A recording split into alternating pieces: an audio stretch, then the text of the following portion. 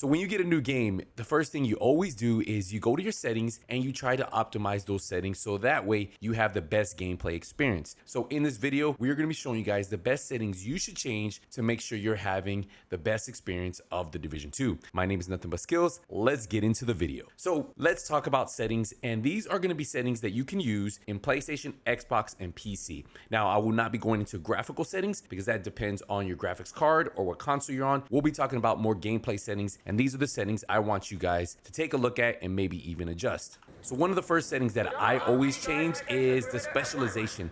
I hate having the specialization on the back of my bag, and some of you guys might enjoy it, but if you don't and you want a more cleaner look, this is a really easy setting for you to do. And all you need to do is go right here to inventory, go to the very top where it says options right here, where down here where it says show signature weapon, put off, and before you know it, there it goes. It's just a much cleaner look, and then you don't have that big bulky specialization hanging from your bag. Now, some of you guys might like that, but that's just an option for you. Another setting a lot of people like is the mask on always feature. So right now you see I do have an apparel mask on. If I were to take this off and just click this right here, you'll see my character right now has no mask on, but I technically have a mask on my gear slot. So the same thing you would do is if you click up here, you go down to options, you go down to always show mask on, it will put the mask that you currently have on.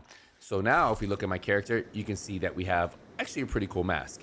Now, if you want to change this, if you would go here and you hit mod, you can actually go right here and add any appearance mod you want. You can see I have the Umbra mod on right now, right? That's the one, that's this one right here.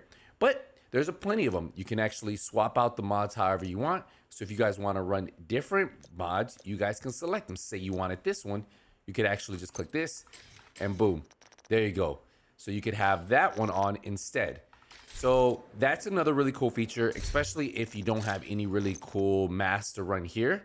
Now, if you do select one of these masks, as I'm going to select the Theo one, it will override the mask you have. But if you don't, that's kind of how it will look. So it's really up to you if you want to have that mask on there, or if you select something here, it's just going to override it. But that's an option. Pretty simple to do. A lot of people like changing that. One more setting I want to get into before we go into your settings. We're going to go to inventory again. If you click on your mods, if you see this option right here that says auto deconstruct skill mods, what this will do is if you have this on, anytime you get skill mods that are of the same type, so say you get a scan range that is higher, it will automatically deconstruct the scan range mod that is less. It will not keep more than one that fit in that slot. So same thing right here. So say you should only ever have one cluster mine. You see damage, skill haste, radius. You'll only keep one. So if you have that on, it will automatically deconstruct that. Obviously, that gives you printer filaments. So if you want to just kind of make sure you're always not having to really stress about your skill mods, it's a really cool one. It doesn't do it for your gear system mods, but it does do it for these mods over here. See, it's only for your skill mods. So that way you don't have to have a bunch of duplicates. It just keeps the best one, and then you just don't have to worry about it too much. But yeah, just put auto deconstruct skill mods. A really cool feature. It's on default off, but turn that on and you'll thank me later. So let's get into the settings tab. The first settings we're going to get into, since I'm right here at the range, we'll go over controls in just a second because there are some controls that you can change on there for quality of life, whether you're on mouse and keyboard controller. So we'll get into that in a second. I'm not going to go over audio and I'm not going to go over graphics. UI, this is for everybody here. A lot of you guys ask how I get the numbers to spawn up on the right next to my weapon. This is called scrolling combat text. It is floating. So default, I think it's 2D. Floating is what you like, and that's gonna allow, right? Let's just grab this. So when you shoot a target, you see the numbers are floating right next to them, right? So that's gonna allow the numbers to spawn right next to you. So that is what the UI settings right there is. So a lot of people ask me, that's like one of the most asked questions.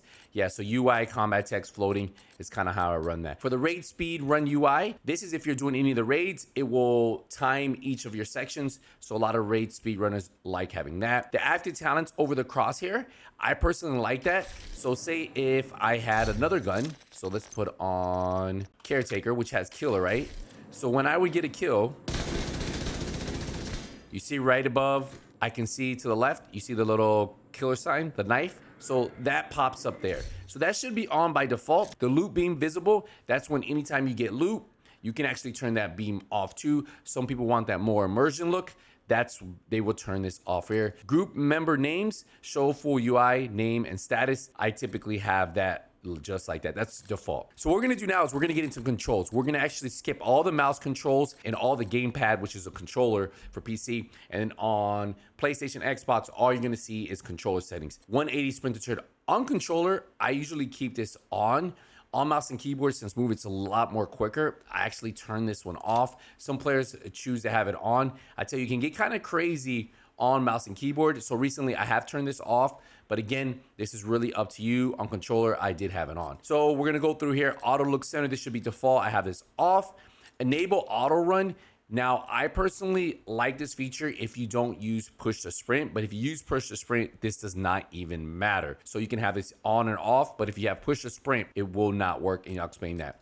Parkour mode during gameplay, I actually had this off because this will automatically parkour you. So let me just show you what it looks like. If you go here, when I'm just sprinting, it will automatically sprint over. So sometimes when you're trying to get in cover, instead of getting in cover, it can put you over, and then you're getting shot. So while this is a cool feature for people who don't want to have to push a lot of buttons, whether you're on controller or not, to me, I'd rather have more control of my character and be able to make sure I have that on. So I personally, for controllers, I do like to have that setting right there off. So it's really up to you. Parkour mode during auto run.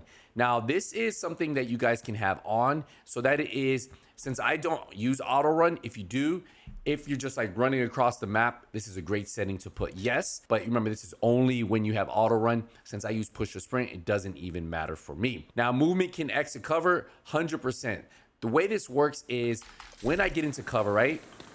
As long as I move, I'll go out of cover, right? I do not have to push another button to get off cover. So whether you're on a controller, you hit push back on the D stick, or if you're on mouse and keyboard, you just hit them. It will automatically move you out of cover. If you do not have that selected, well, you'll be stuck in cover until you push a button. So that is something you can check. So look, let me show you. If I go into cover, I can't move out of cover. I have to hit another button to get off of cover. So here, it kind of like sticks you, like almost like sticky. Personally, I hate having to spam another button to hit that. I think have that one off. Move around corner with the press of a button. I would keep this one off. What that allows you to do when you have it off is anytime you're going around a corner, let me try to get a spot that I can do it on. Oh, so here's a good option. So say if I had here, I can just go around, right? Without having to push movement cover, just go like this, boom. You see, if you didn't have that active, it would automatically make you push a button to get around that corner. So that's why I like having that off.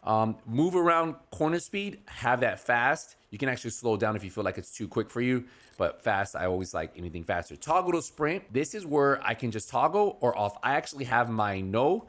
So toggle is, I hit yes. If I were to push a button, it would just constantly sprint the whole time, right? Now, if you're playing mainly PvE, this isn't bad, right? This honestly isn't bad. If you're gonna play a lot of PvP, and I use this same feature in most of the games I play PvP, I have this one off because I like to have full control of my character at all times.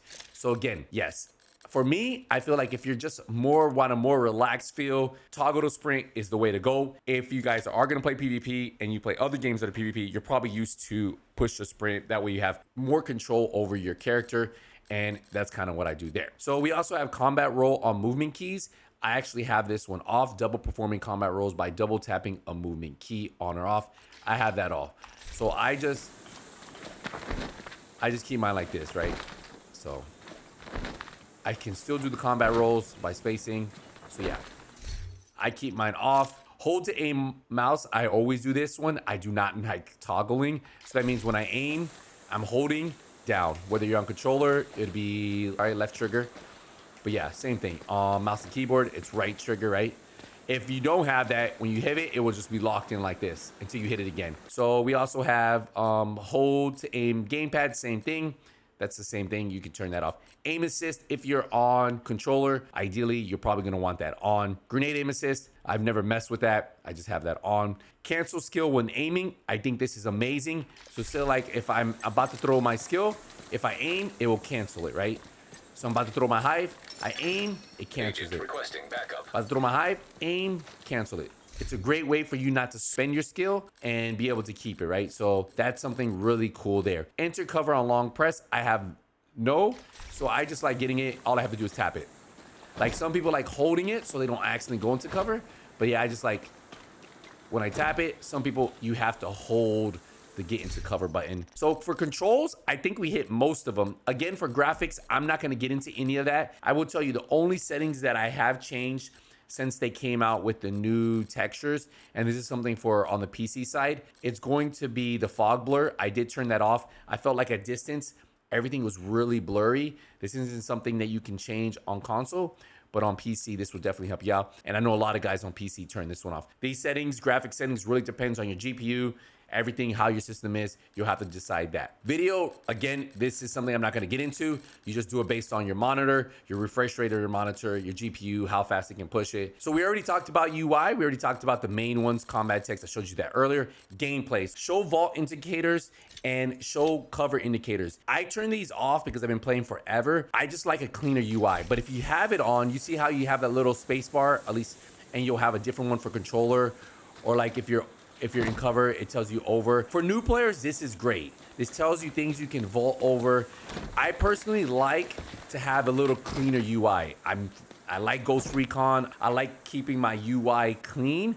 But again, that is why I do it, because I've been playing the game for, I mean, we're on 7 years now. I've been playing since Division 1, so over 10 years now, right? That is just a personal preference. Whether you want to see it or not, that's going to be default. If you like having something a little bit cleaner on your map, like so you don't see all that and you're used to it and you already know how to do it, I would turn it off. That way it looks a little bit cleaner. On-call status, receive calls for backup. If you want to hear calls for backup and you want to help people, you can have that on. If you get tired of hearing people call for backup, you can turn it off. Auto hide HUD, I love this, right? So if it's on like this, you'll always see, you see the HUD right there where it shows my bullets, my skills, my striker stacks.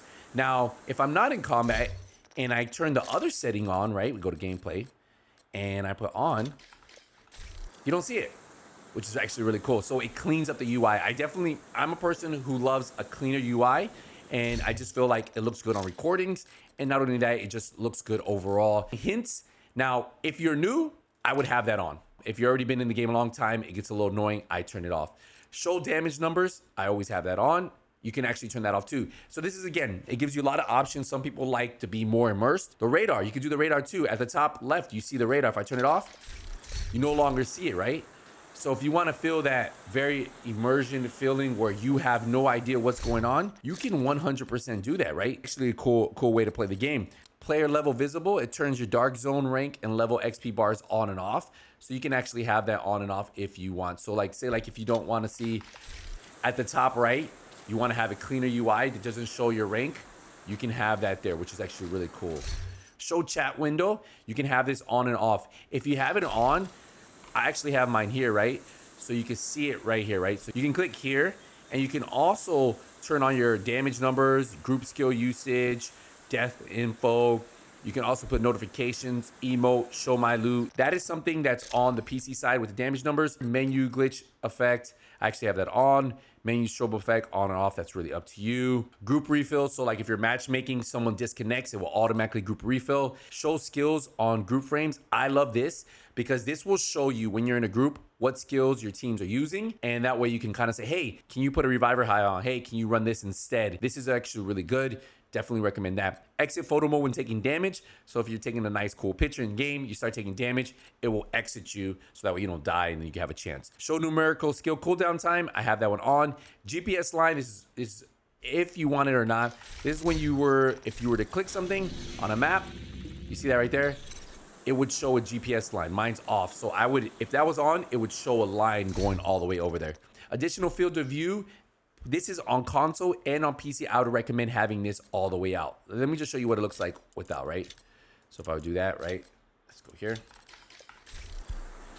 So you see how it looks? It's very zoomed in. Your character definitely looks like he's going very slow.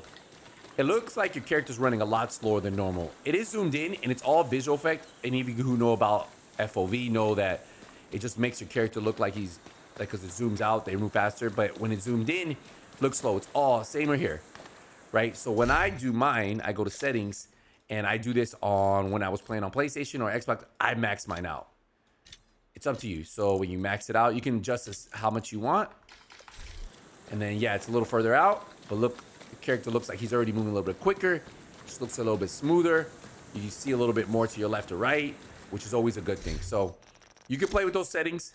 I like mine maxed out. Some people only do like 20. Some people do 15. You can adjust those. Enable signature weapon swap effect. I would turn this one off. It gets kind of annoying. Motion sickness mode. If you guys do get any motion sickness or you want some blurriness taken out of the game, you can try turning that one on. And then the HUD tutorials. If you're new, keep this on.